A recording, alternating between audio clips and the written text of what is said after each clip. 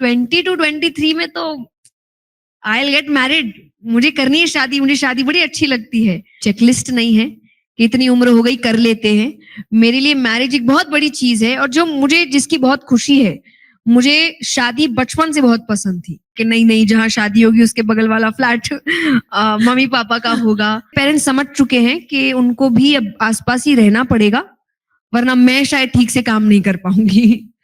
और बाकी शादी के लिए वो मुझे फोर्स बिल्कुल नहीं करते। आई am very happy with that. कितनी बार मैं उसका कबर्ड खोलती हूँ और मुझे मेरे कपड़े दिख रहे हैं और मुझे ऐसा लगता है ये यहाँ कैसे आया, एंड उसका मतलब कि आंखों में मस्ती दिख जाती, मुझे तो नहीं पता, मम्मी ने दे रखा होगा। तो वो सारी चीजें उसके पास जाती रहती है। तो वो प्रॉब्लम हमारे झगड़े बस इतने ही होते हैं कि मेरा कपड़ा, मेरी चप्पल, मेरे इयररिंग्स, मेरा ये मेरा वो।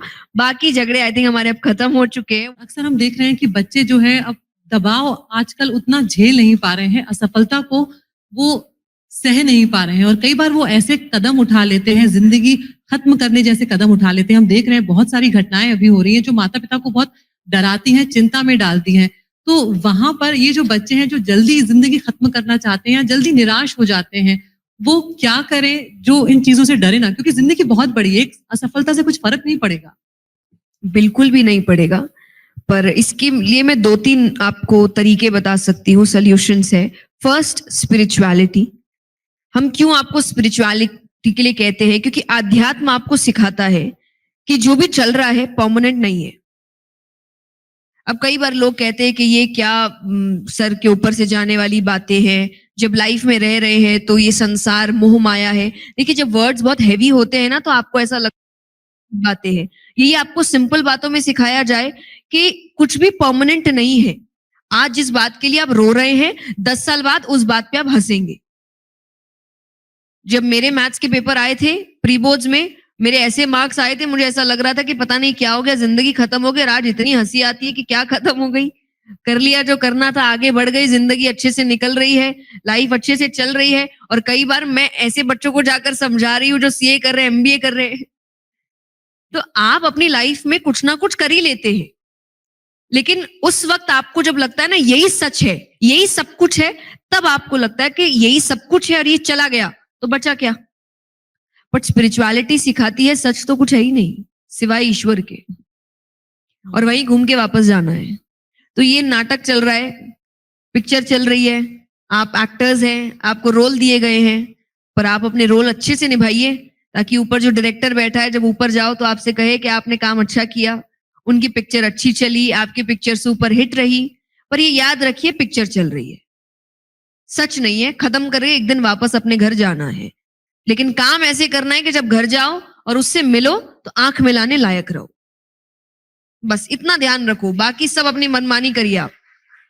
दूसरी समस्या ये भी है कि पेरेंट्स भी कई बार दबाव बनाते हैं। एग्जैक्टली, ये दूसरा ऑप्शन था मेरा। लगता है कि दूसरे बच्चे का नंबर बहुत ज्यादा अच्छा आ रहा है, हमारे बच्चे का नहीं आ रहा है, तो वो धीरे धीरे अरे तुम्हारे ये नहीं आया, देखो तुम ये नहीं कर पा रहे हो। तो उसमें एक जो तुलना जब होने लगती है तो वो भी बच्चों को कहीं ना कहीं परेशान करती है, और वो उसका इम्पैक्ट जो है वो देखने को मिलता है।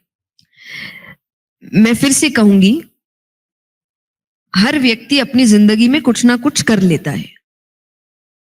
आप किसी के साथ कंपेयर करके उसको उसके जैसा मत बनाइए। एक बहुत सुंदर बात पढ़ी थी मैंने कि अगर आपका बच्चा मैथ्स में अच्छा है और इकोनॉमिक्स में खराब है, तो इकोनॉमिक्स का ट्यूशन लगाने की बजाय मैथ्स में उसको और बेहतर ट्यूशन लगाइए। कि जिस चीज में वो बेहतर है, मेहनत वहां करिए। जहां खराब है वहां उसको परेशान मत करिए, क्योंकि वो खराब है वहां पे। मुझे पता था मैं मैथ्स में अच्छी नहीं हूं, आप कितने भी ट्यूशन लगा दो मैं अच्छी नहीं रहूंगी, क्योंकि मेरी रुचि नहीं है वहां पर। तो मेरे पेरेंट्स बहुत जल्दी ये समझ गए थे कि इसकी रुचि वहां नहीं है, इसकी रुचि अध्यात्म में है। तो उन्होंने मुझे अध्यात्म की शिक्षा दी। मुझे बस इतना कहा, बेटा पास हो जाना, इतना काम करना कि पास हो जाना, और एक जनरल डिग्री आप हाथ में ले लो कि आप, क्योंकि आप एक आर्टिस्ट लाइफ में रहते हो तो आर्टिस्ट लाइफ रिस्की है, तो एक आपके हाथ में बैकअप ऑप्शन होना चाहिए, उतना कर लो। और वो भी हम आपसे कहेंगे पास होते होते, हमें नहीं चाहिए आपका आप टॉप करिए, आप 95% लाइए, क्योंकि उनको दिख रहा है वो दूसरी जगह मेहनत कर रही है और जो उसको मेहनत लग नहीं रही क्योंकि उसकी रुचि है वहां पर। तो आप देखिए, आप आपका बच्चा ऐसा कौन सा काम कर रहा है जहां वो पूरे इंटरेस्ट के साथ काम करता है, और कहाँ ऐसा है जहां आपको बार बार उसको बोलना पड़ रहा है कर लो कर लो कर लो कर लो। क्योंकि अगर बार बार बोलना पड़ रहा है तब मतलब वो इंटरेस्टेड नहीं है उस काम में, और आप कितना भी उसको काम करा लीजिए, वो डिग्री भी ले जाएगा तो जॉब में अच्छे से काम नहीं करेगा। डिग्री में कितने ही अच्छे मार्क्स हो, जॉब वाले ये कहेंगे यहाँ कैसा काम कर रहा है वो देखना है, डिग्री अपने घर पे रखो। तो अगर उसका इंटरेस्ट नहीं होगा तो वो काम अच्छे से नहीं करेगा। तो पेरेंट्स के लिए मैं यही कहूंगी, मुझे पता है आपके इंटेंशंस बहुत अच्छे हैं, पर कई बार आपके तरीके गलत हो जाते हैं। तो ये कंपैरिजन, आप एक जो कंपटीशन में हम बच्चों को डाल रहे हैं, हम भूल जा रहे हैं कि इस कंपटीशन के चक्कर में वो गलत रास्ते अपना सकते हैं। बिल्कुल। क्योंकि आप उसको बार बार कह रहे हो आगे रहना है, फर्स्ट आना है, उसको देखो कितना आया। स्कूल में तो चलिए वो चीटिंग वगैरह करके आगे रह लेगा, पर जिंदगी में आगे रहने के लिए चीटिंग का मतलब आप समझ सकते हैं गलत रास्ते ही होते हैं। पर उसको सिखाया तो बचपन से यही गया ना, आगे रहना है, फर्स्ट आना है। तो इससे अच्छा ये सिखाइए बेटा आगे रहना है, फर्स्ट आने का तो पता नहीं, खुश रहना है, अच्छा काम करना है, जिस काम को सोचकर तुम्हें रात को नींद अच्छी आए कि मेहनत बहुत करी और काम अच्छा किया, आप सुकून से सो सकते हैं। क्योंकि कितना भी कमा लीजिए, चोर अपनी परछाई से डरता है। बिल्कुल, पॉजिटिविटी जो है उसकी बात आप तो वो हर वक्त डरता रहेगा। अगर वो गलत काम कर रहा है तो कितने ही महल खड़े हो जाए, कितनी गाड़ी आ जाए, घर के अंदर रो रहा होगा, क्योंकि उसको हर वक्त डर लगेगा कहीं कुछ हो ना जाए, सब कुछ छूट ना जाए। लेकिन जो सही तरीके से काम कर रहा है वो भले ही एक रोटी कम खाएगा पर सोएगा आराम से। इस बात का ध्यान रखिए, अपने बच्चों को इस चीज की सीख दीजिए। बाकी वो कर लेंगे, आपने कर लिया वो भी कर लेंगे। कोई भी अपने जीवन में भूखा नहीं मरेगा। उतना काम तो वो करेगा कि वो खुद अपना पेट भर सके, अपने परिवार का पेट भर सके, तो वो कर लेगा। तो फोकस रखिए, बच्चा खुश रहे। बिल्कुल, मैं देख रही हूँ कितनी तल्लीनता से सब आपको सुन रहे हैं, वीडियोस बना रहे हैं। कुछ महिलाएं बिल्कुल हाँ में हाँ मिला रही हैं कि हाँ अब घर जाके ध्यान रखेंगे। तो पक्का ध्यान रखिएगा, कल से फिर मार्क्स आएंगे तो ये ना हो जाए कि फिर से दबाव बनाना शुरू हो जाए। जयश्री, जब आप कथा वाचन करती हैं तो लोगों की परेशानियों को दूर करती है, एक सुकून कहीं ना कहीं उन्हें मिलता है, जो लोगों के मन में जहन में कुछ शंकाएं चल रही होती हैं। लेकिन जब जया किशोरी परेशान होती हैं तब वो सुकून के लिए क्या करती हैं, किसके पास जाती हैं? मैं भगवान के पास जाती हूँ। मुझे भजनों से ज्यादा सुकून कहीं नहीं मिलता।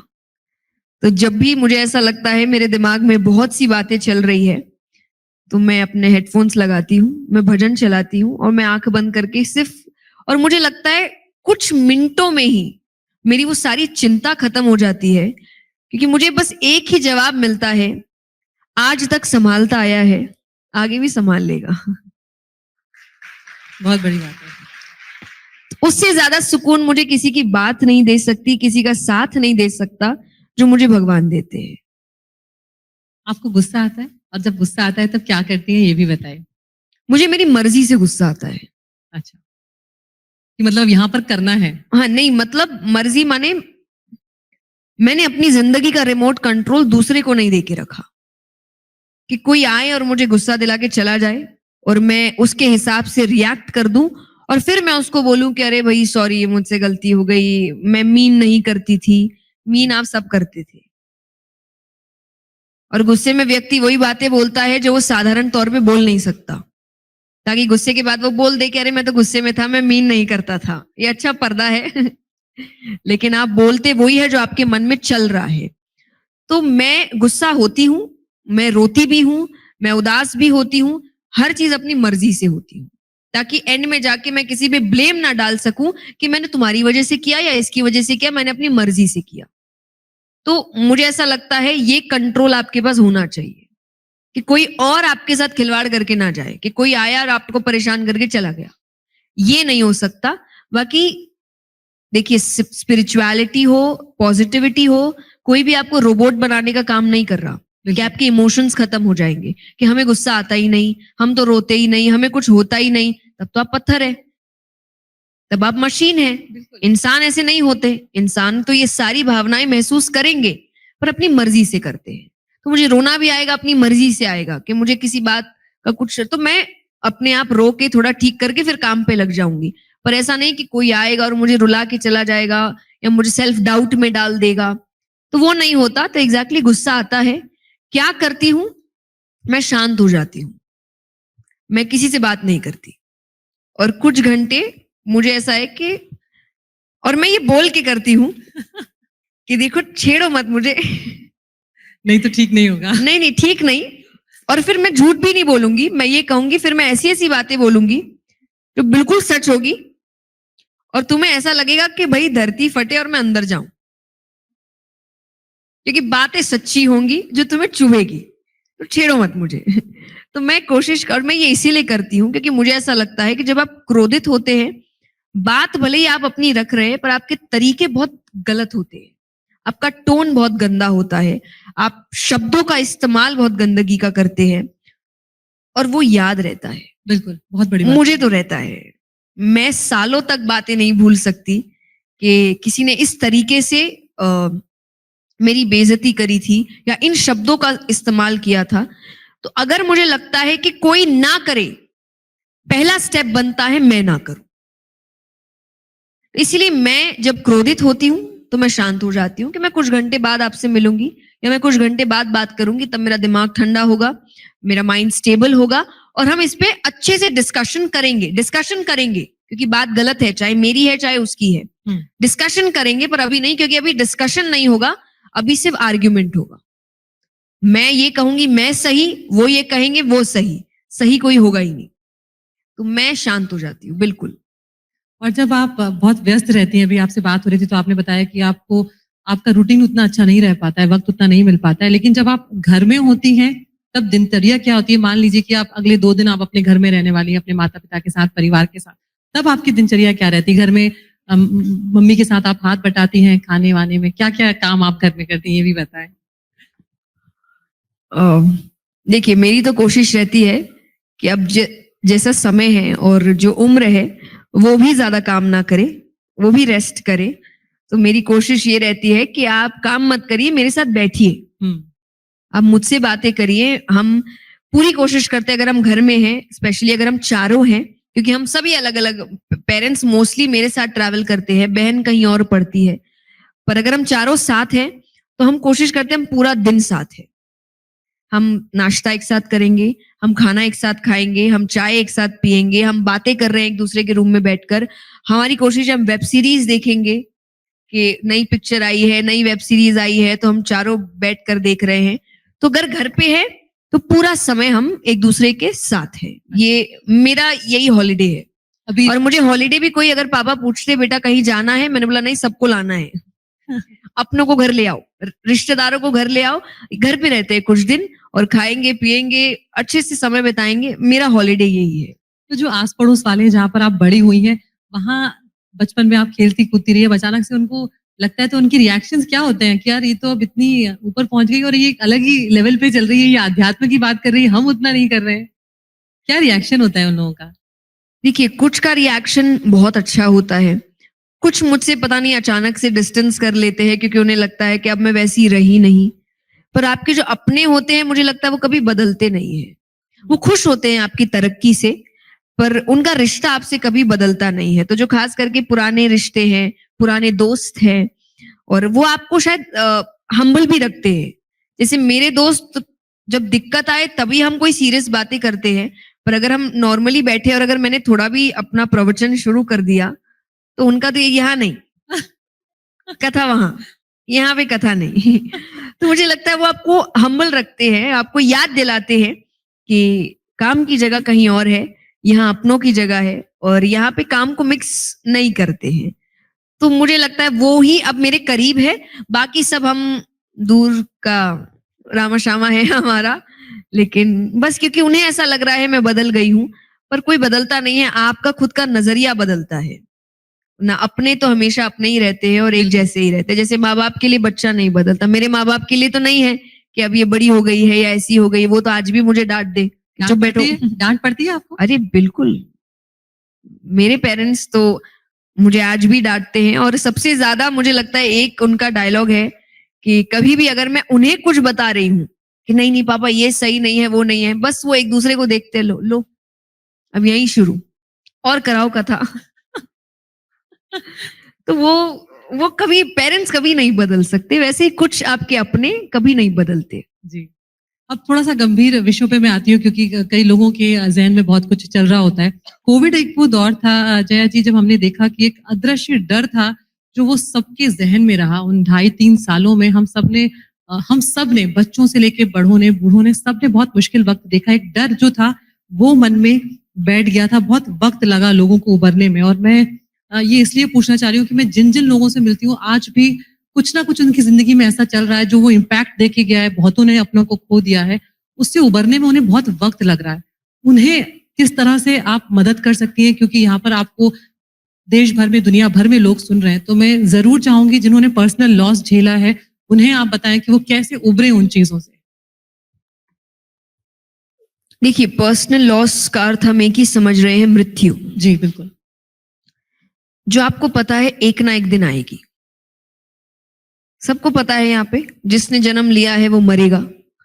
हमें दुख होगा, मैं डेफिनेटली यही कह रही हूं कि दुख होगा, ये गलत नहीं है, दुख होता है। और आप किसी अपने को खोते हैं तो दुख भरपूर होता है। लेकिन आप उभर तभी नहीं पाते हैं जब आप ये सोच रहे हैं कि ये कैसे हो गया। तो आपने ऐसा थॉट रखा ही क्योंकि ये हो नहीं सकता। हम क्यों ऐसी प्लानिंग लेकर चल रहे हैं कि 60-70 तो पक्का है, या इतनी उम्र तो पक्की है, या मृत्यु तो इसके बाद ही आएगी। आपको किसने बोल दिया? और इसी वजह से आप एक चीज नोटिस करिए, आप अपने अपनों के साथ समय भी नहीं बिताते। कई जो काम की भागदौड़ में है, वो जब बच्चे उनसे कह रहे हैं कि समय बिताइए, उनसे कह रही है कि समय बिताइए, कोई पति कह रहा है समय बिताइए, और उनका जवाब होता है अब किसके लिए कर रहे हैं? तुम्हारे लिए तो कर रहे हैं ना, उसके बाद तो बैठना ही है, पूरी जिंदगी है। किसने बोला है? ये थॉट कौन लेकर चल रहा है कि पूरी जिंदगी है? तो ये मान के बैठे हैं हम कि पूरी जिंदगी है, और जब वो आपके इमेजिनरी वर्ल्ड में भगवान बीच में अपना काम कर देते हैं, कुछ जो लिखा है, जब जिसका लिखा है होना है, तब आपकी सपनों की दुनिया टूट जाती है। और तब आप उससे उभर नहीं पाते कि ये तो मैंने सोचा नहीं था, ये कैसे हो गया? नहीं सोचा था। श्री कृष्ण गीता जी में कहते हैं कि कुछ परिस्थितियां सहने के लिए है, आप कुछ कर नहीं सकते वहां पे। उनको आपको एक्सेप्ट करके चलना पड़ेगा कि कुछ भी हो सकता है, और हुआ तो मुझे उनको सहन करना पड़ेगा। और उनका एग्जाम्पल उन्होंने सीजन्स के लिए दिया कि कुछ परिस्थितियां ऋतुओं की तरह है, चाहे वो आप समर सीजन ले लीजिए, विंटर सीजन ले लीजिए, आप हटा मौसमों को। बस आप अपने लिए कुछ कर सकते हैं कि जिनको बारिश नहीं पसंद, जिसको ठंड नहीं पसंद, आप जैकेट ले लीजिए, जिसको गर्मी नहीं पसंद, आप एसी ऑन कर लीजिए, पर आप मौसम नहीं हटा सकते। तो जब आप ये एक्सेप्टेंस के साथ चलते हैं, और हम तो मृत्यु के बारे में बात ही नहीं कर रहे। मृत्यु के बारे में तो घर में कोई बात तो ये चुप करा देते कि अरे अच्छा अच्छा बोलो। तो नहीं बोलने से आएगा नहीं क्या? कम से कम इस पर बात करो, प्रिपेयर्ड तो रहोगे आप कि कभी आसपास भी कुछ ऐसा हुआ तो आपके लिए वो एज अ शॉक नहीं आएगा। और प्लस जैसा मैंने कहा कि अगर आप बात कर रहे हो तो आपको रोजाना याद है कि मुझे मेरे अपनों के साथ समय बिताना है, रोज बिताना है, क्योंकि अगर ये चले गए तो वापस नहीं आएंगे। बिल्कुल, बहुत बड़ी बात हर है। चीज वापस आ जाएगी, मैं यहाँ सबसे कहूंगी।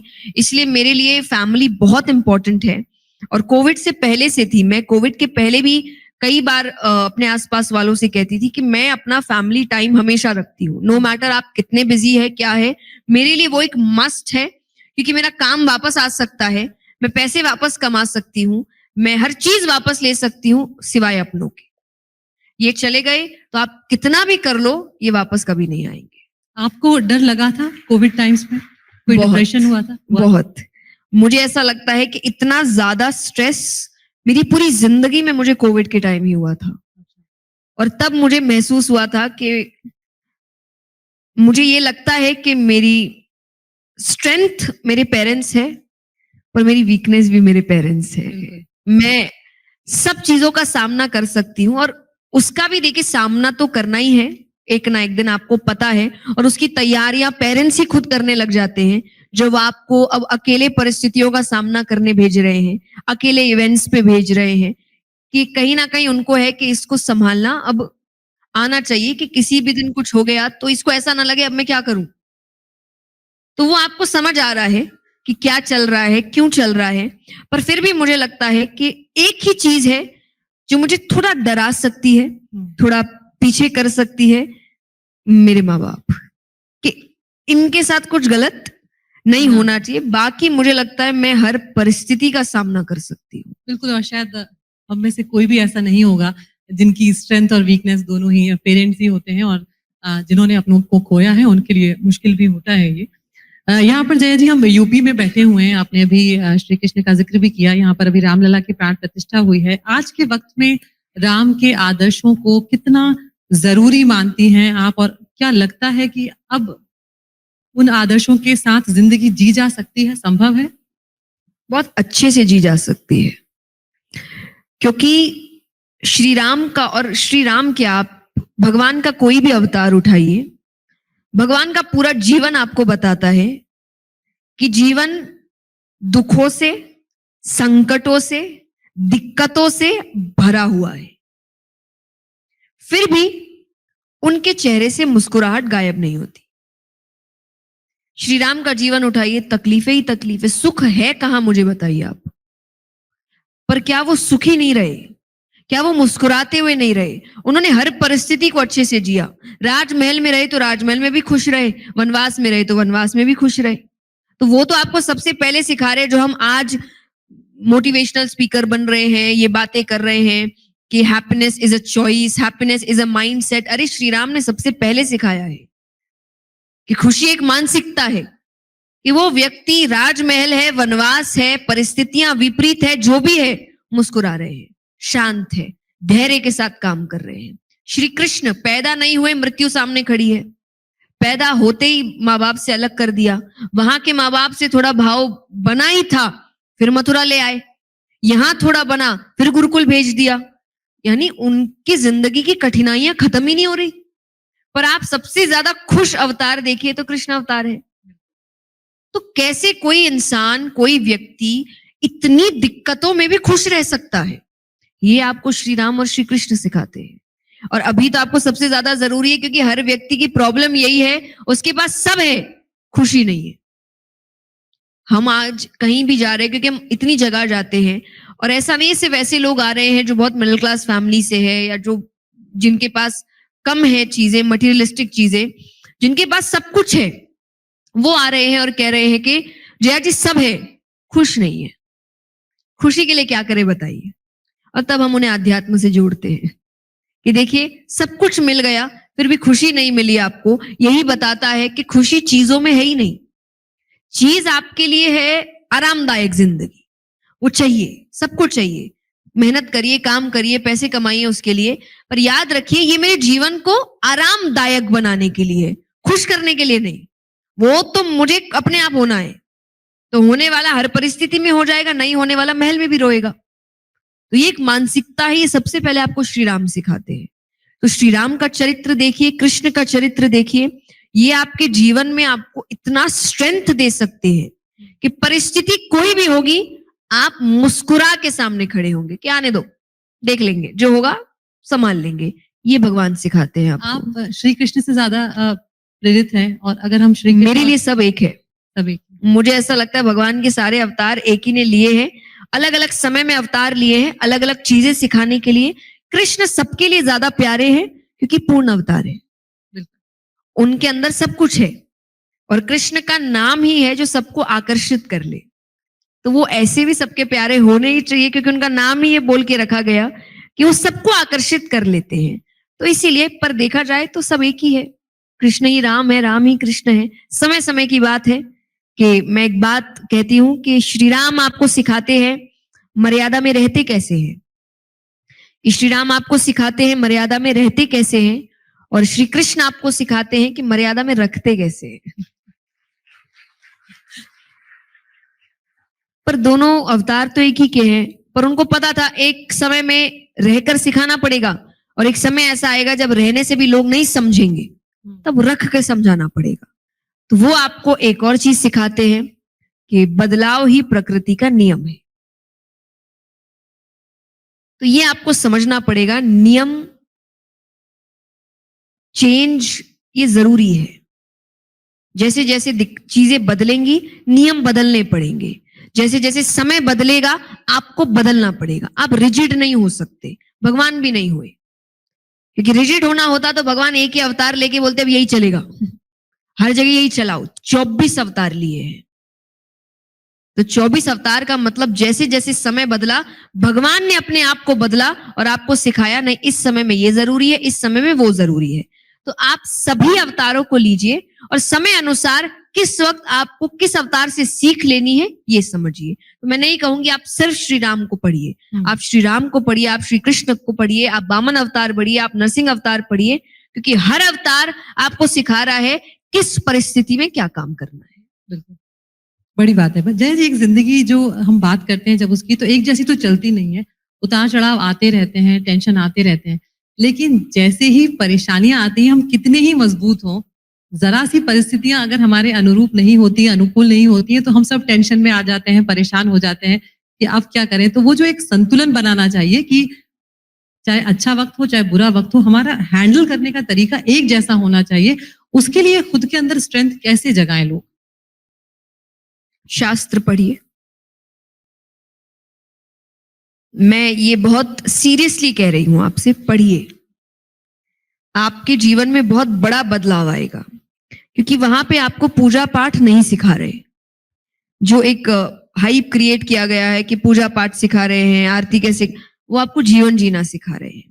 आप गीता जी उठाइए, बहुत ही शुरुआती के पन्नों में जो युद्ध चल रहा था उसकी बात हो रही है। उसके बाद तो भगवान युद्ध की बात ही नहीं कर रहे, भगवान ने पूरा टॉपिक ही चेंज कर दिया। क्योंकि एक्चुअल बाहरी युद्ध की तो बात है ही नहीं। अर्जुन बाहरी युद्ध से तो डर ही नहीं रहा, क्योंकि बाहरी युद्ध तो उसने बहुत बार लड़े हैं।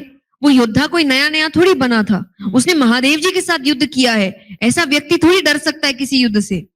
इस युद्ध में यहां युद्ध चल रहा है उसके, यहां नहीं जीत पा रहा। तो भगवान ने शुरुआत में बस बताया कि अरे तुम योद्धा हो, ये हो। उसके बाद पूरा टॉपिक ही चेंज कर दिया और भगवान आपको बता रहे हैं कि आपको जीवन जीने के लिए क्या करना चाहिए, खाना कैसा होना चाहिए, सोना कैसे चाहिए।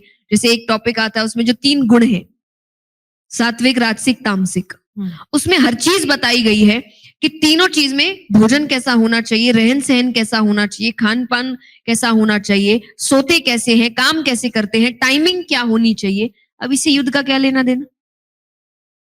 उस वक्त वो युद्ध लड़ रहे हैं और कोई भी बाहर वाला यही कहेगा ना कि भाई अभी आप उसको बोलो युद्ध लड़े, या आप बाद में भी सिखा सकते हो। पर एक्चुअली भगवान का बताने का तरीका है कि आप 50% युद्ध वही जीत जाते हैं जब आप यहां जीत जाते हैं। बाहर तो बहुत नाम का युद्ध व्यक्ति लड़ रहा है, असली युद्ध तो वो अंदर लड़ रहा है अपने आप से। वो जिस दिन वो जीत गया ना, बाहर वालों को वो अपने आप हैंडल कर लेगा। आपने कोविड की बात की जी, कोविड में वैक्सीन निकल चुकी है, सब कुछ हो चुका है, still doctors are saying immunity is everything. आपकी इम्यूनिटी अच्छी है तो आपको वायरस परेशान नहीं करेंगे। अब वो नॉर्मल वायरस की बात कर रहे हैं, लोग भी तो वायरस होते हैं। अलग अलग तरीके के लोग हैं, अलग अलग तरीके के वायरस है, अलग अलग तरीके से बीमारियां दे रहे हैं, परेशान कर रहे हैं, चिंतित कर रहे हैं। वो कैसे ठीक होगा? उसकी वैक्सीन क्या है? इम्यूनिटी। अंदरूनी ताकत होनी चाहिए, मानसिक ताकत होनी चाहिए। बाहर फिर कितने भी वायरस हो आपको परेशान नहीं करेंगे। ये श्री कृष्ण अर्जुन को सिखा रहे हैं। शास्त्र पढ़िए। एक चीज और है कि हम सब अगर यहाँ पे बैठे जो लोग हैं वो अगर ये सोचें कि हमने आज से 10 साल पहले, 12 साल पहले, 15 साल पहले क्या सपना देखा था या किस तरह के वक्त की कल्पना की थी कि शायद कुछ चीजें बेहतर होंगी, हम ये वक्त जिएंगे, पैसा थोड़ा ज्यादा होगा, थोड़ा भौतिक सुविधाएं जो है थोड़ी ज्यादा होंगी, लेकिन भूल जाते हैं कि 15 साल पहले क्या सोचा था। आज जिस वक्त में है उसमें हम अपनी उस चीज को खुश होने से पहले की जो टारगेट था या उससे बहुत बेहतर जिंदगी अब जी रहे हैं उसमें खुश होना चाहिए। नहीं, हम नई परेशानियां ढूंढ रहे होते हैं, हम सुकून को पास आने से और भगा रहे होते हैं, दूर कर रहे होते हैं, और उल्टा बेचैनी बढ़ा रहे होते हैं, एंग्जाइटी बढ़ा रहे होते हैं। और एंग्जाइटी एक ऐसा वर्ड है जो सबके जीवन में दाखिल हो चुका है, क्योंकि आपने सक्सेस का मतलब इकट्ठा करना मान लिया है। आज व्यक्ति इकट्ठा कर रहा है, इंजॉय नहीं कर रहा। इसलिए मैंने कई बार लोगों को कहते हुए सुना है कि यार जब पैसे नहीं थे ना तभी सुखी थे, पैसे आने के बाद तो सुखी चला गया, चिंता ज्यादा हो गई है। क्यों? क्योंकि आप सिर्फ इकट्ठा कर रहे हो, पैसे का इस्तेमाल कर ही नहीं रहे, खर्च कर ही नहीं रहे। आप इतना कमा रहे हो, अपने ऊपर खर्चो ना।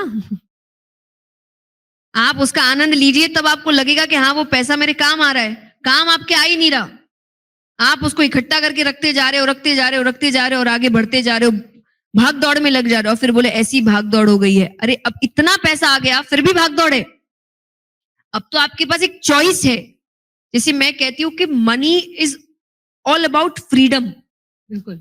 आज पैसा कोई भी इंसान को मैं इसलिए कमाने को नहीं कहूंगी कि आपको एक स्टेटस चाहिए, आप बाहर वालों को दिखावा करिए। ये एक चॉइस है कि उसके बाद आप अपने मन से छुट्टियां ले सकते हो, आप अपने मन से अपनी जिंदगी जी सकते हो, जो आप पहले नहीं जी सकते थे, क्योंकि आपके पास मन से जीने के लिए जो वेपन होना चाहिए वो था ही नहीं। आज है फिर भी आप दुखी है, क्योंकि जब आ गए आपको ये पता ही नहीं उसका इस्तेमाल कैसे करना है। फॉर एग्जाम्पल किसी को गाड़ी चाहिए, अब ये नहीं कि उसमें बैठे आराम करे, उसके लेने के कुछ दिन बाद ही नजर दूसरी गाड़ी पे, उससे बड़ी गाड़ी। अब वो लेनी है। घर ले लिया, उसके बाद है कि अब मान लीजिए कोई बहुत अच्छा फ्लैट लिया है, अब है कि अब अपना मकान बनाना है। अरे पहले इसमें तो रह लो ठीक से। और व्यक्ति क्या कहेगा, वो तो रह ही रहे हैं। नहीं, आपने माइंड में ऑलरेडी बना लिया ना एक गोल दूसरा, अब ये आपको इतना अच्छा नहीं लगेगा। अब एवरी टाइम आप ये सोच रहे हो कि उस तरफ कैसे बढ़ना है, तो आप तो एंजॉय नहीं कर रहे आपके पास जो है।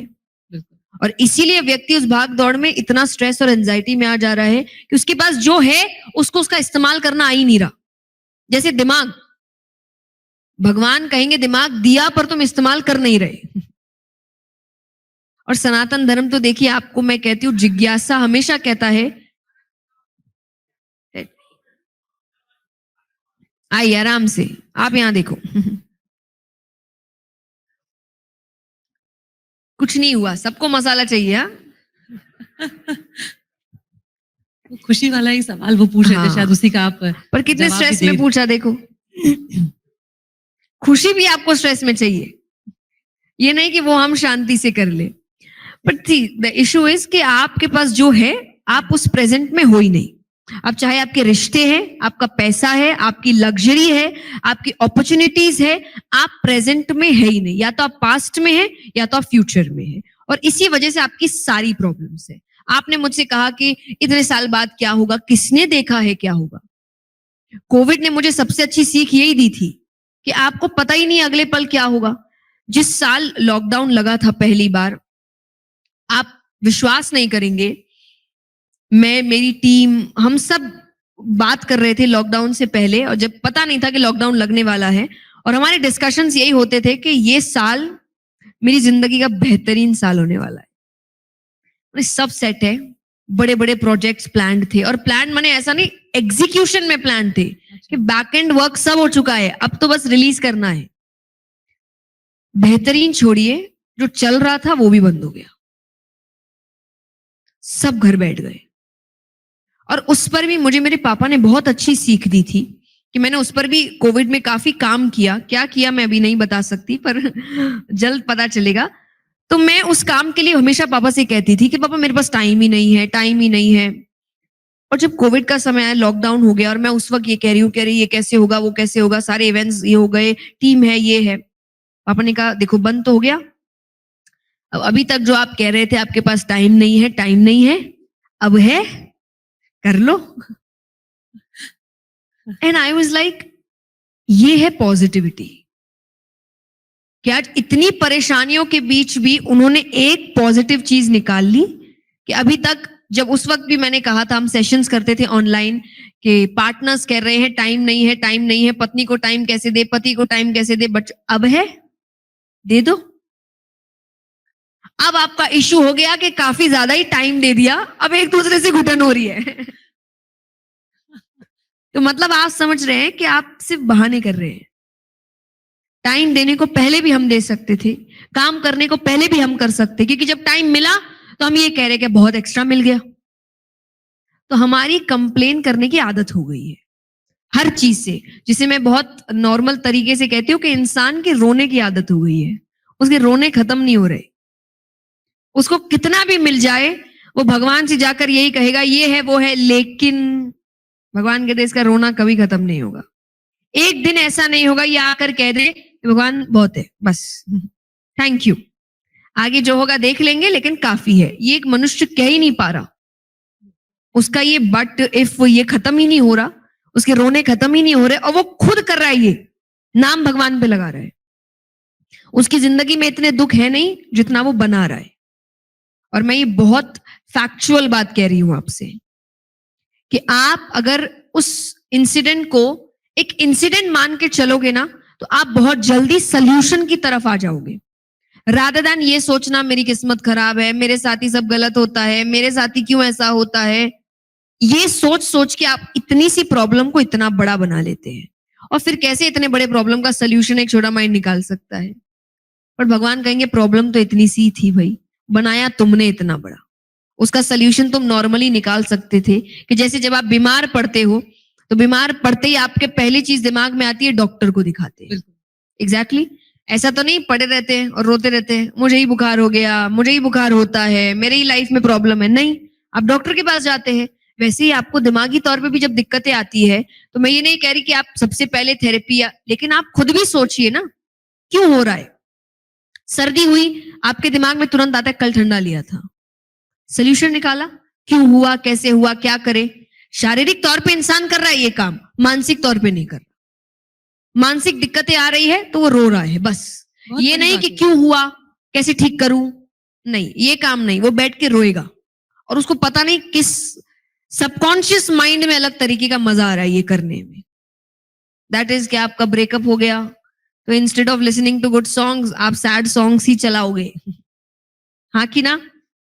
अब आपको नहीं पता कि सैड सॉन्ग सुनने से आपको और रोना आएगा। अब अपने आप को ज्यादा कौन रुला रहा है, हम। आपका आंसर आपने खुद दिया। अब आपको नहीं पता कि सैड सॉन्ग सुनने से आपको और रोना आएगा। अब अपने आप को ज्यादा कौन रुला रहा है, हम। आपका आंसर आपने खुद दिया। जय जी, ये और बताइए कि जब सब लोगों का एक उम्र के बाद लड़कियों को ऊपर एक दबाव आने लगता है, मैं आपसे जिक्र भी कर रही थी अभी कि कई मुझे लखनऊ में कम से कम मेरी 5-6 लड़कियों से ऐसी बात हुई, इन 2 दिनों में इतने ही लोगों से मैं मिल पाई जिनकी शादी नहीं हुई है, और वो इस बात से परेशान है कि अब एक करियर हमने पकड़ लिया है, पता नहीं कैसा पार्टनर मिलेगा, पता नहीं कैसा क्या होगा। तो पहले मैं जया किशोरी से जानना चाहती हूँ कि क्या इस तरह की शंका या मन में एक विचार आपके भी आता है? आता है तो बिल्कुल आता है, और लड़कियों को ज्यादा आता है, क्योंकि जब आप काम करने लगते हैं तो आप काफी उम्र तक एक तरीके की लाइफस्टाइल में जी रहे हैं, जहां आपके पेरेंट्स आपको कभी भी रोक नहीं रहे किसी भी चीज के लिए। वो आपको सपोर्ट कर रहे हैं कि आप काम कर रहे हो। वो आपको नहीं कह रहे कि अरे भाई ये घर में ये शादी है तो काम रोक दो। जैसे मुझे आज तक मेरे पेरेंट्स ने कभी ये नहीं कहा कि घर में ये शादी है तो कथा नहीं करते हैं, ऐसा काम है तो ये डेट नहीं लेते हैं, कभी नहीं कहा। पर मुझे अभी भी डर लगता है जब मैं शादी के बारे में सोचती हूँ कि जब मैं दूसरे घर जाऊंगी और वो मुझे कह दे नहीं भाई ये काम है, अभी इस डेट में मत लो। और मुझे ऐसा लगता है कि मुझे तो आदत नहीं है इस चीज की। और सबसे बड़ी बात है कि मुझे इस चीज की आदत नहीं है कि कोई मुझे बताए। See, I am okay with being a family woman, but with my choice, not because someone is forcing me to do that. कि आज कोई अगर कहता है कि बच्चा होने के बाद आप बच्चे को संभालिए, बिल्कुल, अगर मुझे लगा कि मेरी नीड है कि मुझे वो छोड़कर ये करना है, I will do that, but मेरी चॉइस होनी चाहिए। वो मुझे कोई जबरदस्ती ना कराए कि नहीं अब काम छोड़ो और ये काम करो। कि टू बी वेरी ऑनेस्ट, वो एक ट्रॉमा क्रिएट करता है, और जो मैं अपने बच्चे को पास ऑन करूंगी। वो अभी किसी को समझ नहीं आ रहा, पर वो मेरे दिमाग में एक ट्रॉमा क्रिएट कर रहा है, क्योंकि मैं कहीं ना कहीं दुखी हूं कि मेरे मन की चीज नहीं हो रही, मुझे जबरदस्ती कुछ कराया जा रहा है। भले ही एक 50% पार्ट जो मैं अपने बच्चे के साथ बिता रही हूँ वो बहुत खुशी का है, या अपनी फैमिली के साथ, पति के साथ बिता रही हूँ बहुत खुशी का है, पर 50% दिमाग मेरा दुखी है, और वो मुझे पता नहीं चल रहा। वो एक ट्रॉमा है जो मैं आगे जाके अपने बच्चे को या अपने आसपास के लोगों को पास ऑन करूंगी।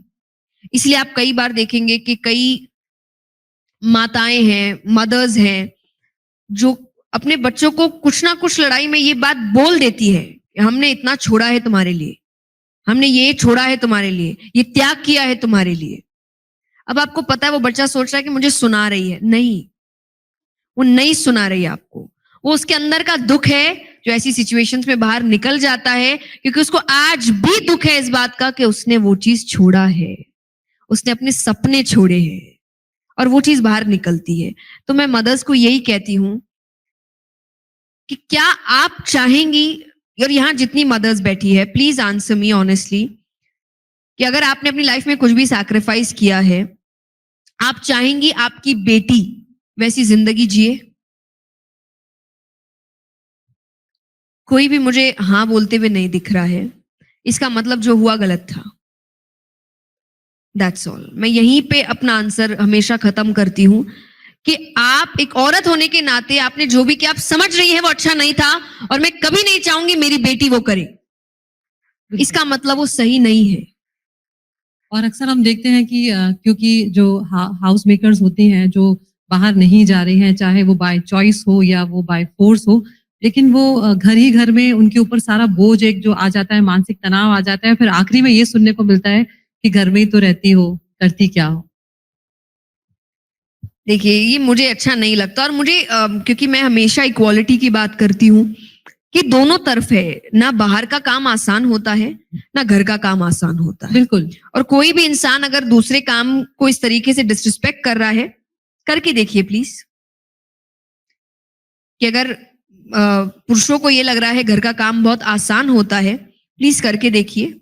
और कई बार जो सिर्फ जो हाउस मेकर्स हैं, वो कई बार अपने हस्बैंड्स को भी कई बार कि आप तो भाई एसी के ऑफिस में बैठते हैं, आपको क्या ही करना पड़ता है, करके देखिए।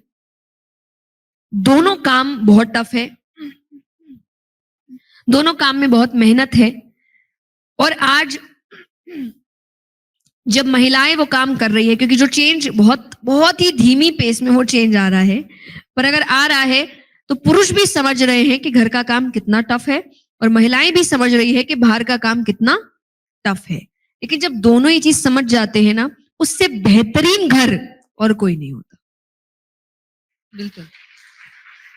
तो जो पुरुष यहाँ पे बैठे हुए हैं, आज आप लोग अपने घर जाकर लाइफ पार्टनर का हाथ बटा दीजिएगा, नहीं तो कल से कम अपनी जो और एक्चुअली हमने अभी, क्योंकि हमने थोड़ी देर पहले भी बात की थी कि जब औरतें इक्वालिटी की बात कर रही है, क्योंकि मैं उस इक्वालिटी को नहीं मानती जहां पुरुषों को नीचा दिखाया जा रहा है, क्योंकि मुझे सच्ची ऐसा लगता है कि पुरुष बहुत काम कर रहे हैं। Totally agree on. पुरुष बहुत मेहनत करते हैं। मैंने लखनऊ में एक अभी सेशन किया था। नो आई एम सारे पुरुषों ने तालियां बजाना शुरू कर दी है। नहीं, क्योंकि देखिए जैसे हम महिलाएं कुछ चीजों के लिए रिलेटेबिलिटी फील करती हैं, जैसे आपने कहा कि घर में करती क्या हो, पुरुष भी कुछ चीजों के लिए कि उनको हर वक्त कहा जाता है आपकी लाइफ तो बड़ी आसान है, नहीं है। आज जब बच्चा कंटिन्यूअसली कह रहा है कि पापा के पास तो टाइम ही नहीं है, पापा के पास तो टाइम ही नहीं है, पापा मुझे टाइम ही नहीं देते, बेटा जो है ना आपके आसपास, इसीलिए पापा आपको टाइम नहीं देते, क्योंकि वो करने के लिए वो जो मेहनत कर रहे हैं, तभी आपके पास सब कुछ है, एजुकेशन है, लग्जरी है, यू हैव एवरीथिंग। और एक बहुत अच्छा इंटरव्यू था, शायद किसी एक्ट्रेस ने ये इंटरव्यू दिया था कि बचपन में उनके और उनके पापा का रिलेशन अच्छा नहीं था, क्योंकि उनको लगता था कि पापा तो टाइम ही नहीं देते, पापा तो रहते ही नहीं है, और बोले वो बहुत चिढ़ती थी अपने पापा से इस चीज को लेकर। और बोले जब फिर मैं बड़ी हुई और मैंने घर की जिम्मेदारियां उठाना शुरू की, काम करना शुरू किया, और एक अचानक से उनकी मॉम उनसे कहती है, वो बाहर काम कर रही थी, उनकी मॉम कह रही है कि बेटा बहुत दिन हो गए घर आए हुए। और बोले वो लाइन ने मुझे इतना हिट किया, यही मेरे पापा थे, कि वो हमें एक अच्छी जिंदगी देने में इतने व्यस्त होते जा रहे थे कि कई बार हम उस मेहनत को समझ ही नहीं रहे, और हम उन्हीं को कोस रहे हैं कि आप हमें प्यार नहीं करते, आप हमें टाइम नहीं दे रहे। पर उनका प्यार एक अलग ही प्यार है कि जो आपके, और छत जब तक रहेगी तब तक सब सही रहता है, बाकी अंदर आप छुटपुट काम करते रहेंगे, लेकिन छत चली गई तो सब चला गया। तो मैं कभी उस इक्वालिटी को नहीं मानती जहां पुरुषों को नीचा दिखाया जाता है, पर इक्वालिटी एक्चुअली यही है कि हम आपकी सहायता करना चाहते हैं। हमें समझ आ रहा है आप अकेले बहुत काम कर रहे हैं, तो हम वो जिम्मेदारियां बांटना चाहते हैं, कि हम जानते हैं महंगाई बहुत बढ़ गई है, हम उस महंगाई में आपका साथ देना चाहते हैं, और हम इच्छा से ये काम कर रहे हैं, तभी जाके हम इक्वालिटी की बात कर सकते हैं। आप अगर उस जिम्मेदारी को बांट नहीं रहे तो आप इक्वालिटी की बात कर नहीं सकते। बहुत बढ़िया। कि अगर मान लीजिए घर में भाई बहन दोनों हैं, भाई भी काम कर रहा है, बहन भी काम कर रही है, लेकिन कई घरों में ऐसे मैंने देखा है कि बहन जब काम कर रही है, शादी करके चलेगी, वो पूरा काम पैसा वो अपने परिवार पर लगा रही है। भाई का भी परिवार है, लेकिन भाई परिवार को भी संभाल रहा है और माँ बाप को भी संभाल रहा है। उस वक्त मुझे लगता है आप इक्वालिटी की बात कर नहीं सकते, क्योंकि उस वक्त आपने अपने माँ बाप का साथ नहीं दिया। परिवार आपका भी है, परिवार उसका भी है, उसके अकेले की जिम्मेदारी तो नहीं बनती माँ बाप का ध्यान रखना, जिम्मेदारी तो आपकी भी बनती है अगर आप काम कर रहे हैं उस तरीके से financially. So it's all about equality is कि हम आपका हाथ बटाना चाहते हैं, आपकी लाइफ को आसान करना चाहते हैं, और ये हम तब तक नहीं कर सकते जब तक आप साथ नहीं देंगे। एक टीम की तरह, जिस तरह से जया जी एग्जैक्टली कह रही ये हैं, एक टीम काम है। करना परिवार। औरत और पुरुष अगर एक साथ मिलकर काम करेंगे तो जितना बड़ा बदलाव आप दुनिया में ला सकते हैं, उतना ना अकेला पुरुष ला सकता है, ना अकेली महिला ला सकती है। दोनों को मिलना पड़ेगा, तभी जाके समुद्र मंथन होगा और तभी अमृत निकलेगा। तो जब इतनी बात हो ही गई है कि एक टीम की तरह काम करना है, तो क्या आपने कुछ सोचा है? हालांकि सोचने से कुछ होता नहीं है, लाइफ में जो होना है वो होता है, but is there any imagination for you, for your life partner? बहुत कुछ तो नहीं सोचा, पर आई थिंक बहुत ही बेसिक चीजें होनी चाहिए, क्योंकि मुझे ऐसा लगता है कि जब मैं अपने बारे में बात करती हूँ तो मुझे 22 साल हो चुके हैं काम करते हुए। मैं एक लाइफस्टाइल में जी रही हूँ, तो मुझे लगता है कोई ऐसा होना चाहिए जो इस लाइफस्टाइल को समझे, जो इस मेहनत को समझे, जो इस पैशन को समझे, क्योंकि it's not about money, it's about my freedom, my choice, my happiness. और जो इन चीजों को समझ सकता है, शायद उसी के साथ मैं जिंदगी बिता सकती हूँ, वरना मैं उसके बिना भी खुश हूँ। मुझे ऐसा नहीं लगता कि मेरे लिए एक नेसेसिटी है ये, तो इसीलिए मैंने थोड़ी देर पहले भी कहा, मेरे लिए मैरिज एक चेकलिस्ट नहीं है कि इतनी उम्र हो गई कर लेते हैं। मेरे लिए मैरिज एक बहुत बड़ी चीज है, और जो मुझे जिसकी बहुत खुशी है, मुझे शादी बचपन से बहुत पसंद थी। अच्छा। आज हम दोस्त जब एक साथ बैठते भी हैं तो हम कहते हैं कि मैंने धोखा दे दिया, कि मैं स्कूल में हमेशा कहती थी कि 20 to 23 में तो आई विल गेट मैरिड, मुझे करनी है शादी, मुझे शादी बड़ी अच्छी लगती है। पर जब आप धीरे धीरे लाइफ समझते हैं और आपको समझ में आता है कि शादी सिर्फ वो 3-4 दिन का फंक्शन नहीं है जहां आप नाच गाना कर लिया और अच्छे अच्छे कपड़े पहन लिए और जेवर पहन लिए, it's about spending life with someone for 50 to 60 years in a room. ये बहुत बड़ी बात है, तो इसका फैसला बहुत सोच समझ के होना चाहिए। तो आप उसकी इज्जत करें, वो आपकी इज्जत करे, आप उसकी भावनाओं को समझे, वो आपकी भावनाओं को समझे, और आप ये माने कि हम दोनों की जिम्मेदारी है एक दूसरे की जिंदगी को साथ लेकर चलना, ना कि किसी एक की कि मैं उसको बेहतर करूं, जाके उसकी लाइफ सुधारूं। सबकी लाइफ में बहुत प्रॉब्लम है भाई, आप अपने आप को सुधारिए, मैं अपने आप को सुधारती हूँ, दोनों अच्छे बन के मिलते हैं। वही बड़ी बात है। अपने पेरेंट्स के बारे में बताइए कि क्या पेरेंट्स आपकी शादी को लेकर परेशान होते हैं, या नहीं। लगता है कि ये छोड़कर चली जाएगी या दूर हो जाएगी, ऐसे कुछ उनके मन में हाँ, डाउट्स ये रहते हैं? तो हर पेरेंट को होता है, पर हम वही डिस्कशन करते रहते हैं कि नहीं नहीं, जहाँ शादी होगी उसके बगल वाला फ्लैट मम्मी पापा का होगा। बट आई थिंक मैं इस चीज को लेके काफी सीरियस हूँ, क्योंकि जैसा मैंने इक्वालिटी की बात की, हम 2 बहनें हैं, और मुझे ऐसा लगता है कि अगर लड़कियां ये जिम्मेदारियां उठाना शुरू करेंगी, तभी जाकर पेरेंट्स बोलेंगे कि बेटा हो या बेटी हमें कोई फर्क नहीं पड़ता। पर अगर मैं उनकी जिम्मेदारी नहीं उठाऊंगी तो हर माँ बाप को लगता है बुढ़ापे में कोई तो साथ होना चाहिए ना, तो इसीलिए फिर उनको लगता है बेटा होना चाहिए। पर मुझे नहीं लगता कि ये भेदभाव भगवान ने किया था, काबिल दोनों ही हैं और जिम्मेदारियां दोनों ही उठा सकते हैं और उठाते हैं। बिल्कुल। तो मुझे है कि मुझे पूरी जिम्मेदारी उठानी है, हमेशा उठानी, क्योंकि उन्होंने हमें इस लायक बनाया है, तो हमारा अब फर्ज बनता है कि उनकी जिंदगी के कुछ साल में हम उनको वो बेहतरीन साल दे, कि उन्होंने पूरी जिंदगी हमें दे दी है, बिल्कुल। तो कुछ साल तो हम अपने पेरेंट्स को जरूर दे सकते हैं। तो ये मैं काफी सीरियस हूँ इस चीज को लेकर। बाकी मुझे लगता है मेरे पेरेंट्स समझ चुके हैं कि उनको भी अब आसपास ही रहना पड़ेगा, वरना मैं शायद ठीक से काम नहीं कर पाऊंगी। और बाकी mentally शादी के लिए prepare वो हो मुझे गए। फोर्स बिल्कुल नहीं करते, आई am very happy with that. वो मुझे हमेशा कहते हैं करो अपने मन से, नहीं करो अपने मन से, हमें बस एक ही चीज है, बेटा खुश रहो। हमें इससे ऊपर और कुछ नहीं चाहिए, तुम्हें खुश देखना ही हमारे लाइफ का गोल है। एक चीज और बताइए कि आपने अपनी बहन का जिक्र किया, जब बहनें घर में होती हैं तो वो कपड़ों को लेकर, गहनों को लेकर या जूतों को लेकर झगड़ा होता है। जया किशोरी जी का भी अपनी बहन के साथ झगड़ा रहता है इस बात को लेकर, बहुत। कौन जीतता है? मतलब मुझे ऐसा लगता है ऐसा कि तो नहीं आप सोशल मीडिया इन्फ्लुएंसर है तो आप दबाव बना के आप जीत जाती है कि नहीं नहीं ये तो मैं ही पहनूंगी, ये नहीं तो मैं नहीं ही नहीं, लेके जीत जाऊंगी। तो मैं जाती हूँ क्योंकि मैं बड़ी बहन हूँ। तो एक मुझे ऐसा लगता है मैं थोड़ा सा अपने लिए एक एक्स्ट्रा फेवर लेकर चलती हूँ कि मैं बड़ी बहन हूँ। दूसरा, मैं हमेशा जो आपने कपड़ों की बात की, मैं तो अपनी बहन को हमेशा कहती हूँ कि भाई देखो, ये चीज के लिए तुम्हें जिंदगी भर डेट में रहना पड़ेगा कि तुमने अधिकतर मेरे ही कपड़े पहने हैं। और उसकी एक प्रॉब्लम है कि जब हम शॉपिंग करने जाते हैं ना, तो जब मैं कपड़े खरीद रही हूँ और हम हमेशा कहते हैं कलर में अलग ले लेंगे, और उस वक्त उसको लगता है नहीं नहीं नहीं नहीं। जब हम घर आते हैं, मतलब ऐसा भी नहीं एक दो दिन आगे, घर आते ही उसको मेरा कपड़ा अच्छा लग रहा है, और फिर उसको लगने लगता है कि नहीं नहीं इसकी मैं ऑल्ट्रेशन ठीक कर लेती हूँ, मैं ये कर लेती हूँ, और मुझे ऐसा लगता है ये तुम्हारा है नहीं। तो आज भी मुझे, मैं जब उसके घर, अब क्योंकि वो अलग रहती है, पढ़ाई कहीं और करती है, और मैं उसके घर जाती हूँ ना, मुझे कितनी बार मैं उसका कबर्ड खोलती हूँ और मुझे मेरे कपड़े दिख रहे हैं, और मुझे ऐसा लगता है ये यहाँ कैसे आया, एंड उसका मतलब कि आंखों में मस्ती दिख जाती, मुझे तो नहीं पता, मम्मी ने दे रखा होगा। तो वो सारी चीजें उसके पास जाती रहती है। तो वो प्रॉब्लम हमारे झगड़े बस इतने ही होते हैं कि मेरा कपड़ा, मेरी चप्पल, मेरे इयररिंग्स, मेरा ये मेरा वो। बाकी झगड़े आई थिंक हमारे अब खत्म हो चुके हैं, वो एज हो गई है कि अब वो और नहीं झगड़ते। बस कपड़ों का लड़ाई हमें लगता है ये एंड तक रहेगा।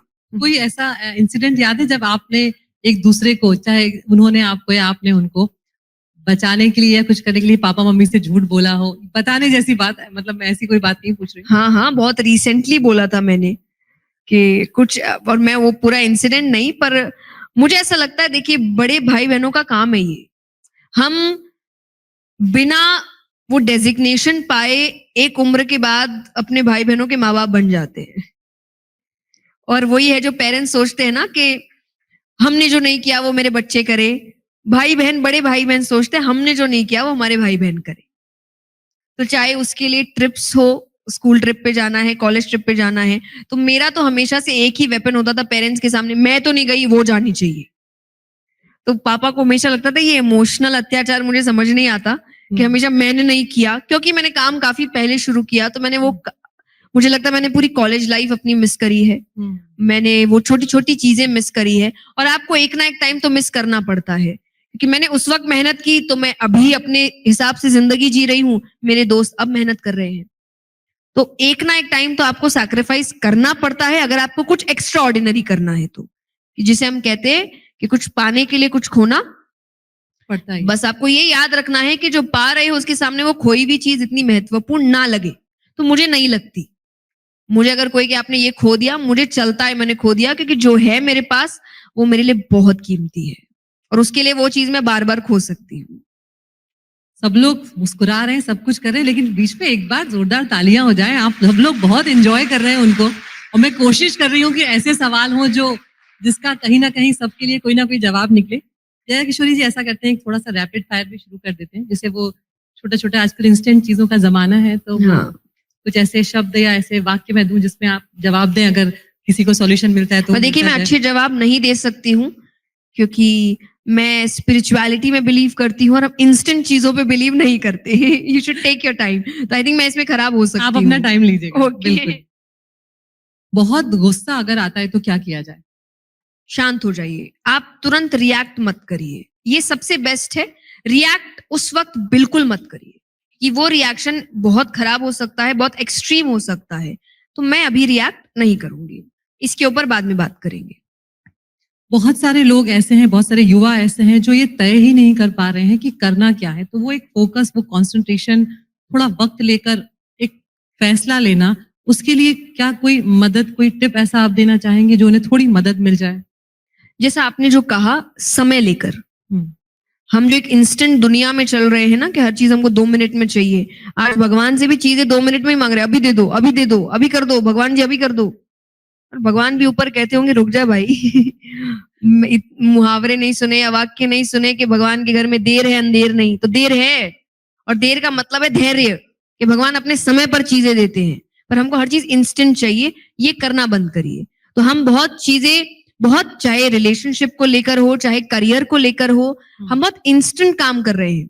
अच्छा लगा, सब हुआ, चलो ये हुआ, कर लेते हैं, और फिर जब प्रॉब्लम्स आती है तब वो करियर छोड़ देते हैं। 1 छोड़ा, 2 छोड़ा, 3 छोड़ा। आपको पता है आपका सेल्फ कॉन्फिडेंस कितना घट रहा है इस चीज में। बिल्कुल। इससे अच्छा आप टाइम लीजिए, आप मंथ्स लीजिए कि नहीं मैं हर चीज देख लूं, एडवांटेजेस, डिसएडवांटेजेस, क्या सही है क्या गलत है, उसके बाद मैं कोई प्रॉपर फैसला लूं। Take your time.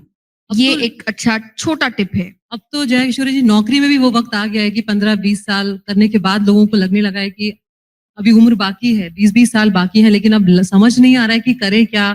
तो एक ऐसा लग रहा है कि उम्र हो गई, वो डर मन में आ गया है कि ऐसा तो नहीं कि अगर कोई नया फैसला ले या कोई नया डिसीजन ले तो उसमें हम फंस जाएं या कुछ कर नहीं पाए। तो वो रिस्क लेने में जो लोग डरते हैं, जैसे आपने कहा कि थोड़ा वक्त लेके सोचें, देखा जाएगा जो होगा।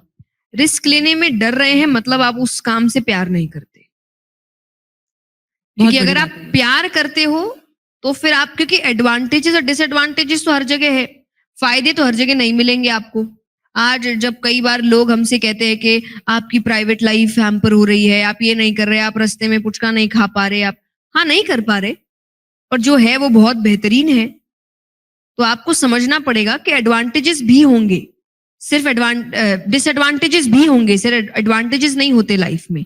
लेकिन अगर आपको अपने काम से प्यार होगा तो जो डिसएडवांटेजेस है आप कहोगे चलेगा, पर मुझे ये करना है। तो ये भी आपको एक बताएगा, अगर आप रिस्क लेने को तैयार नहीं है मतलब आप उस काम से इतना प्यार नहीं करते। जो प्यार करता है वो तो रिस्क लेगा, और ये रिलेशनशिप में भी होता है, यू नो।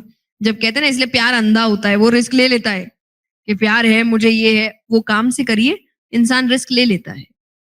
वो लोग जो बहुत भावुक है, बहुत जल्दी जल्दी दिल लगा लेते हैं या अटैचमेंट हो जाता है, और दिल से मतलब मेरा सिर्फ इश्क से नहीं है यहाँ पर, चीजों से दिल लगा लेते हैं, लोगों से दिल लगा लेते हैं, और फिर बहुत जल्दी जल्दी हर्ट हो जाते हैं, और फिर वो उसी में, वो जो आपने कहा ना कि हर बात पे रोने की एक आदत हो गई है, तो फिर वो इतने भावुक हैं कि इतने संवेदनशील है कि हर बात उन्हें चुभ रही है, हर बात उन्हें हर्ट कर रही है। ये चलेगा, मैं भी बहुत छोटी छोटी बातों पे रोती हूँ। मुझे ऐसा ऐसा लगता है कि अभी कोई थोड़ा सा चिल्ला दे तो मेरे आंसू गिर जाएंगे, पर दैट्स ओके। वो चीज ड्रैग ऑन नहीं होनी चाहिए कि आज आपको रोना आया, आप 10-15 मिनट की रोए, हो गया। अब आप एक एक हफ्ता उसमें खत्म कर रहे हो, तब आप खराब कर रहे हो चीज। रोना खराब नहीं है कि हाँ रोना आया, रोए, उसके बाद काम पे लग गए वापस कि क्या ठीक करना है क्या नहीं करना है। आप तो एक एक हफ्ता टालते जा रहे हो, उसको सोल्यूशन नहीं निकाल रहे, पूरा पूरा दिन वेस्ट कर रहे हैं। मुझे उस चीज से प्रॉब्लम होती है। तो मैंने कहा ना कि इमोशनल होना अच्छी बात है, और उसको अपनी वीकनेस बना लेना गलत बात होता है। मैं बहुत इमोशनल हूं, मैं बहुत सेंसिटिव हूं, लेकिन जैसा मैंने कहा मैं उसको हावी नहीं होने देती अपने ऊपर, कि वो एक समय तक मुझे फील होगा, उसके बाद जो प्रैक्टिकल सोल्यूशन है मैं उसकी तरफ आगे बढ़ जाऊंगी। मैं उसको 1-2 हफ्ता, 1 महीना टान नहीं सकती। तो अगर आप चीजों से जल्दी अटैच होते हैं तो जल्दी डिटैच होना भी सीखिए। जल्दी हर चीज कर रहे हो ना, तो जल्दी दूसरा काम भी करिए कि हाँ ठीक है, जल्दी अटैच हो जाते, जल्दी डिटैच भी हो जाते। मुझे भी है कि मुझे बहुत जल्दी चाहे कोई भी हो, बच्चे हैं बड़े हैं, मुझे बहुत जल्दी रिश्ता बन जाता है। लेकिन अगर मुझे एक बार भी लगा कि हम सेम पेज पे नहीं है, और सेम पेज का मतलब होता चाहे feelings wise, respect wise, opinion wise, मेरे लिए बहुत ईजी होता है डिटैच होना कि नहीं भाई, नहीं सेम पेज पे नहीं है, कोई बात नहीं, चलो खत्म। तो मैं अटैच अगर जल्दी होती हूँ, मैं डिटैच भी बहुत जल्दी हो जाती हूँ, और यही सबसे बड़ा पावर है आपका, जो भगवान गीता जी में फिर कहते हैं डिटैचमेंट होना चाहिए। हर व्यक्ति के अंदर ये शक्ति होनी चाहिए कि वो जो चीज उसको खराब कर रही है, उसको मेंटली डिस्ट्रॉय कर रही है, उससे दूर होना आपके लिए बहुत जरूरी है, वरना आपकी पूरी जिंदगी खराब हो सकती है। बिल्कुल। आगे आने वाले वक्त में आप कथावाचक हैं, सोशल मीडिया इन्फ्लुएंसर हैं, मोटिवेशनल स्पीकर हैं। आगे आने वाले वक्त में क्या हम आपको किसी और नई भूमिका में देख सकते हैं, कोई नए रोल में आप दिख सकती हैं जया किशोरी जी हमें? बिल्कुल। सी मैं एक एग्जाम्पल देती हूँ कि जब माँ बाप बच्चों को खाना खिलाते हैं तो उनका उद्देश्य है बच्चा खाना खा ले। अब चाहे बच्चा भाग रहा होगा तो वो उसके पीछे भागेंगे, बच्चे को कहानी सुननी है तो कहानी सुनाएंगे, खेल खेलना है तो खेल खिलाएंगे, उसको है कि खाना खा ले। तो मेरा काम है भगवान की बातें, अच्छी बातें, पॉजिटिव बातें आप तक पहुंचे। अब वो तरीका कथा होगा तो मैं कथा करूंगी, मोटिवेशन होगा मैं मोटिवेशन करूंगी, भजन होगा मैं भजन करूंगी, और 10 तरीके आप निकाल के देंगे, मैं वो भी करूंगी कि मुझे है आप खाना खा लो। तो रास्ते कोई भी होंगे, आई विल डू दैट। मैं उससे कभी भी पीछे नहीं हटने वाली, बस बशर्ते वो काम अच्छा होना चाहिए, लेकिन आई विल डू दैट। तो आप एक नहीं, मुझे बहुत रोल्स में आगे देख सकते हैं, क्योंकि मैं कभी पीछे नहीं हटने वाली। मेरा कोई एक रोल सपना नहीं है, मेरा सपना है मेरा उद्देश्य लोगों तक पहुंचे और जिसमें मेरा भी फायदा है। बिल्कुल। क्योंकि मैं एक मटेरियलिस्टिक लाइफ जी रही हूं और मैं कभी इस चीज से शाय अवे नहीं हो सकती कि मैं नहीं हूं इस चीज में। इसलिए मैं किसी को बोलती भी नहीं कि पैसे मत कमाओ, आगे मत बढ़ो। रिसेंटली मैंने एक सेशन मनी के ऊपर किया था कि आप मनी कैसे कमा सकते हो, मनी को और कई बार लोग कह रहे अरे आप ये कैसे कर रहे, अरे क्यों नहीं, मैंने कथा में कब कहा पैसे मत कमाओ।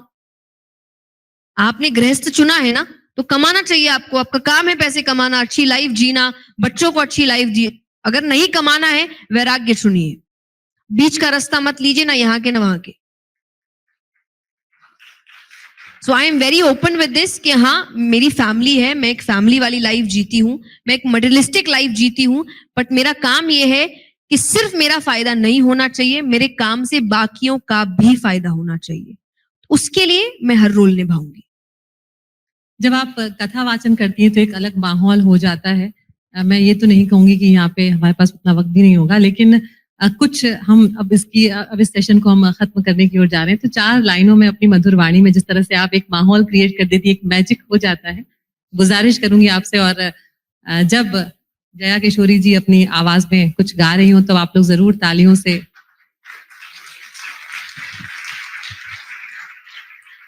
आइए, मैं अपना फेवरेट भजन ही गाती हूँ, जो मुझे लगता है मेरी लाइफ की कहानी है।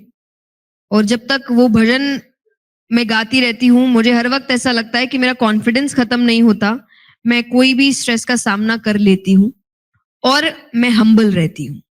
ये सारी चीजें मुझे इस भजन से सीख मिलती है। मेरा आपकी कृपा से सब काम हो रहा है, मेरा आपकी कृपा से सब काम हो रहा है। करते हो तुम कन्हैया, मेरा नाम हो रहा है, मेरा आपकी कृपा से सब काम हो रहा है। बहुत जल्दी खत्म कर दिया आपने, 2 लाइन और। बहुत खूबसूरत लग रहा है। तालियों से एक जो लय बनती है उसकी मैंने गुजारिश की थी। 2 लाइन और जय जी, बहुत सुंदर लग रही है। किशोरी कुछ ऐसा इंतजाम हो जाए, किशोरी कुछ ऐसा इंतजाम हो जाए, जुबां पे राधा राधा राधा नाम हो जाए, जुबां पे राधा राधा राधा नाम हो जाए, किशोरी कुछ ऐसा इंतजाम हो जाए।